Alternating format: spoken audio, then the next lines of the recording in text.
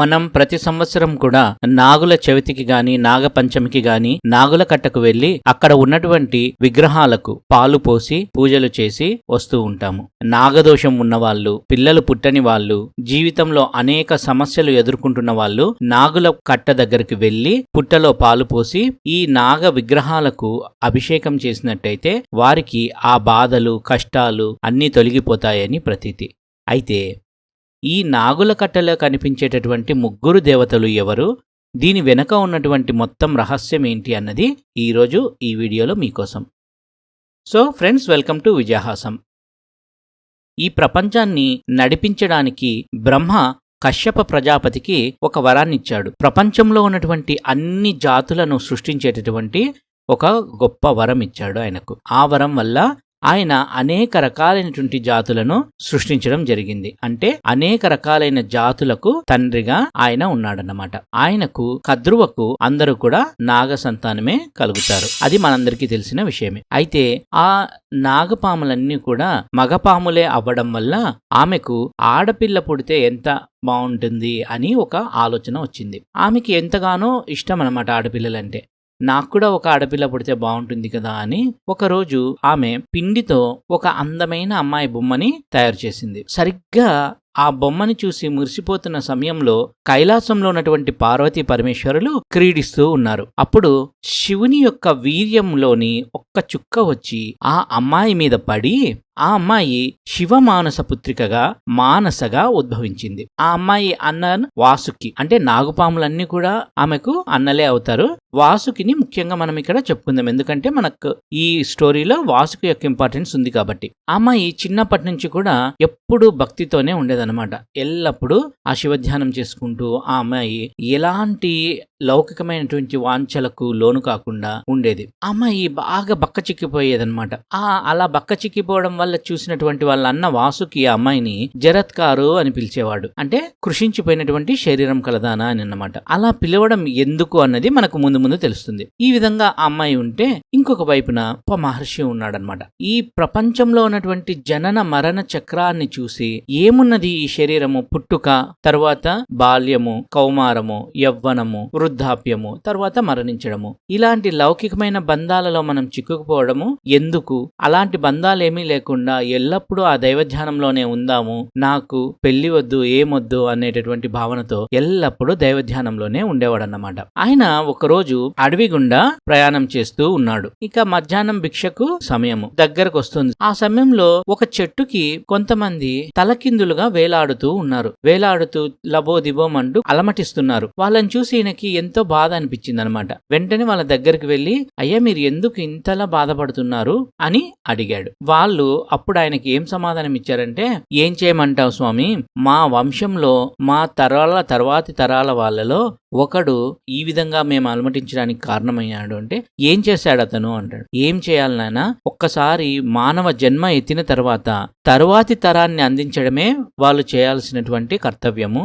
ధర్మార్థ కామ మోక్షాలని మనం చెప్పుకుంటాం కదా, ఆ విధంగా పెళ్లి చేసుకొని పిల్లల్ని కంటే కదా మాకు మోక్షం లభించేది. వాడేమో నాకు పెళ్లి వద్దు, పిల్లలు వద్దు, ఈ సంసార జంజాటం వద్దు అని చెప్పేసి పెళ్లికి దూరంగా ఉంటున్నాడు. ఏం చేయాలో అర్థం కావడం లేదు మాకు. వాడు పెళ్లి చేసుకుంటే గానీ మాకు ఈ నరకం తప్పదు అని అంటారనమాట. అయ్యయ్యో అట్లనా, అయితే అతని పేరు చెప్పండి, నేను అతనికి వెళ్ళి చెప్తాను అని చెప్తాడు.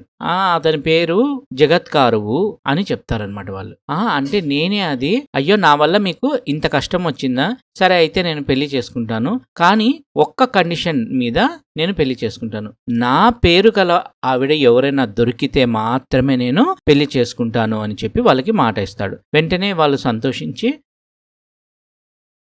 నీవు ఈ విధంగా మమ్మల్ని కలవడానికి ఎంతో ముఖ్యమైనటువంటి కారణం ఒకటి ఉంది, అది ముందు ముందు నీకే అర్థమవుతుంది. ఎప్పటికైనా నువ్వు చిరస్థాయిగా ప్రజలందరి చేత పూజింపబడతావు అని చెప్పి అతన్ని దీవించి వాళ్ళు అదృశ్యమైపోయారు. ఇదంతా దూరం నుంచి జరత్కారు వాళ్ళ అన్న అయినటువంటి వాసుకి గమనించాడు. ఓహో, ఇందుకేనా నేను నా చెల్లెల్ని జగత్కారువు అని అప్రయత్నంగా పిలిచాను అని ఆయనకప్పుడు అనిపించింది అనమాట. అనిపించి వెంటనే ఒక వృద్ధ బ్రాహ్మణుడి వేషం వేసుకొని, ఎందుకంటే సర్పాల్లో శక్తివంతమైనటువంటి సర్పాలు కామరూప శక్తిని కలిగి ఉంటాయి. సో అలాంటి శక్తి వల్ల ఆయన ఒక బ్రాహ్మణుడి వేషంలో ఒక ఇంటిని నిర్మించుకొని అక్కడ ఉన్నాడు. ఈ జగత్కారుకు తెలియక ఆయన వాసుకి అని ఒక వృద్ధ బ్రాహ్మణుడేమో అని అక్కడికి వెళ్లి భిక్ష అడిగాడు. అడంగానే అతను, ఇదిగో భిక్షగా నా చెల్లిని నీకు ఇచ్చేస్తున్నాను అని ఆయన ఇచ్చాడు. అయ్యయ్యో ఎంత పని చేసినారు, నాకు 2 నియమాలు ఉన్నాయి పెళ్లి చేసుకోవాలంటే. అంటే ఏమా నియమాలు అని వాసుకి అడుగుతాడు.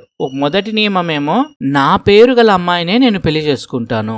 అవునా, ఏమో స్వామి, నా చెల్లి పేరైతే జరత్కారు, మరి మీ పేరేమి అని అడుగుతాడు అనమాట. అప్పుడు ఆ ముని సంతోషించి, ఓకే నా పేరు కూడా జగత్కారే, కాబట్టి నేను మీ చెల్లిని చేసుకుంటాను. అయితే ఇంకొక నియమం ఉంది, అదేంటంటే ఎప్పుడైనా కానీ నీ చెల్లెలు నన్ను అవమానించినా అనుమానించినా వెంటనే నేను ఇల్లు వదిలి వెళ్ళిపోతాను అని చెప్తాడు. అంటే ఆ ఒప్పందానికి ఒప్పుకొని ఆయన చెల్లి అయినటువంటి మానసాదేవిని ఇచ్చి పెళ్లి చేస్తాడు. ఆయన పెళ్లి అయితే చేసుకున్నాడే గాని ఆయనకి ఎప్పుడు కూడా సంసార సుఖం మీద ఇష్టం లేదు. ఎప్పుడు దైవ చింతనలోనే ఉండేవాడు. ఎప్పుడెప్పుడు ఆమెని ఇంటి నుంచి వెళ్ళకూడదామా అని అనేక రకాలుగా అవమానించడము, ఆమెను ఇబ్బంది పెట్టడము చేసేవాడు జగత్కారు.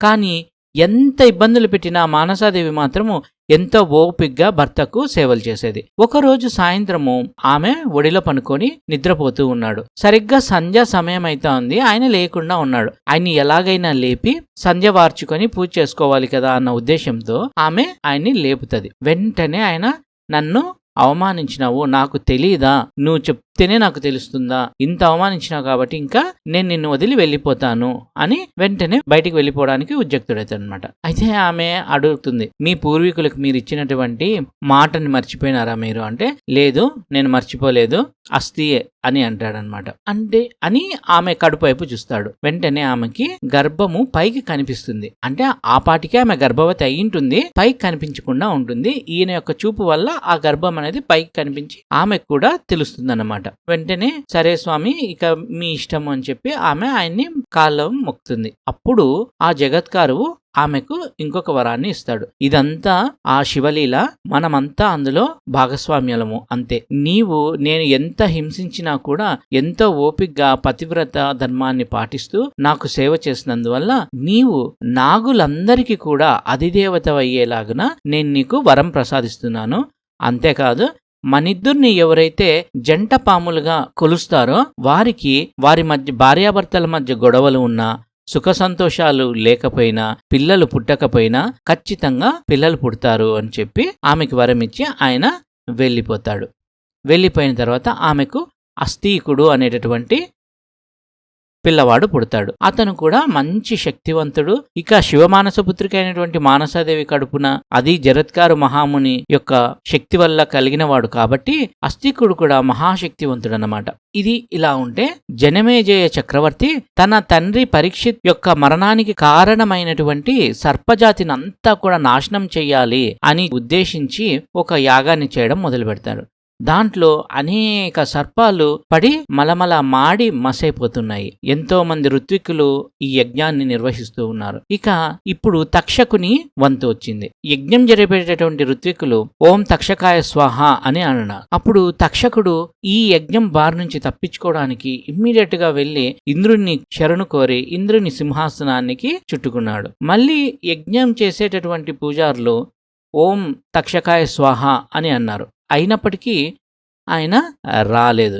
ఎందుకని తమ దివ్య దృష్టితో చూస్తే ఆయన ఇంద్రుని సింహాసనానికి చుట్టుకొని ఉన్నాడనమాట. వెంటనే స దేవేంద్ర తక్షకాయ స్వాహ అన్నారు. అంటే దేవేంద్రునితో సహా తక్షకుడు వచ్చి పడిపోవాలి యజ్ఞంలో గుండంలో అని చెప్పి అన్నారనమాట. వెంటనే ఆ సింహాసనంతో పాటు తక్షకుడు తిరుక్కుంటూ రావడం మొదలైంది. ఎప్పుడైతే తను యజ్ఞగుండంలో పడిపోతున్నాడు అని తెలిసిందో ఇంద్రుడు వెంటనే మాయమైపోయాడు. ఇక తక్షకుడు పడబోతున్నాడు యజ్ఞగుండంలో అనే సమయంలో అస్థీకుడు అక్కడ ఒక వృద్ధ బ్రాహ్మణుడి వేషంలో వస్తాడనమాట. వచ్చి రాజుని వరం కోరుకుంటాడు. నీకేం వరం కావాలి అని జనమేజయుడు ప్రశ్నించినప్పుడు, ఓ జనమేజయ మహారాజా, నీవు చేస్తున్నది ఎంత పొరపాటో తెలుసా? ప్రతి జాతి కూడా ఈ ప్రపంచాన్ని కాపాడడానికి ఉద్భవించింది. ఏ జాతి పూర్తిగా నాశనం అయిపోయినా ప్రకృతిలో సమతౌల్యత దెబ్బతిని చాలా ఇబ్బందులు ఎదుర్కోవాల్సి వస్తుంది. ఇప్పటికే 90% వరకు నాగులన్నింటినీ నీ యజ్ఞం ద్వారా నాశనం చేశావు.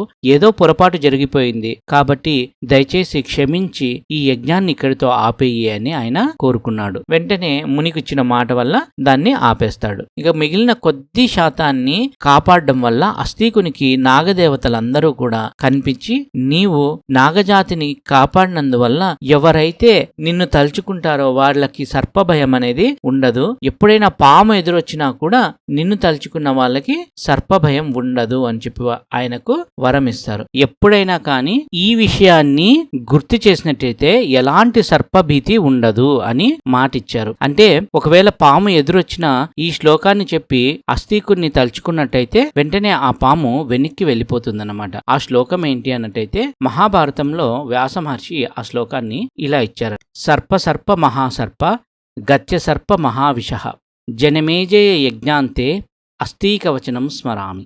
ఈ శ్లోకాన్ని మనం చదువుకున్నట్టయితే ఎలాంటి పామైనా కూడా వెంటనే వెనక్కి వెళ్ళిపోతుంది అని చెప్తారు. వీరు ముగ్గురే మనం నాగుల కట్టలో మనం కొలిచేటటువంటి దేవతలు. ఎవరో తెలుసా?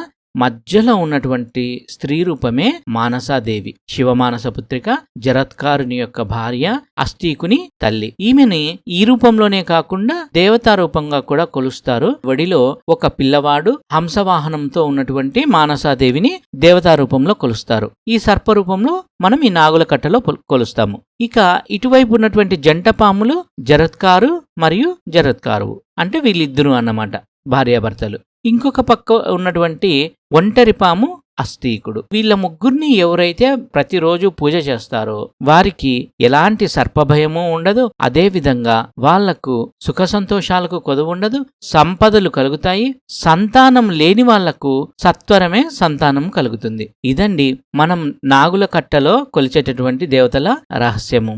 ఇంకా ఇలాంటి మంచి మంచి వీడియోస్ కోసం నా ఛానల్ని సబ్స్క్రైబ్ చేయడం మర్చిపోవద్దు. అదేవిధంగా పక్కనే ఉన్న బెల్ ఐకాన్ని క్లిక్ చేయడం ద్వారా నేను పెట్టే ప్రతి వీడియో నోటిఫికేషన్ మీకు వస్తుంది. మీకు ఈ వీడియో నచ్చినట్టయితే లైక్ చేయండి, షేర్ చేయండి, కామెంట్ చేయండి. ఇంకా ఇలాంటి ఎన్నో వీడియోస్ చేయడానికి నాకు అది బూస్ట్ గా ఉపయోగపడుతుంది. So please do subscribe and please do share with your friends and please do like this video. Thanks for watching. Bye.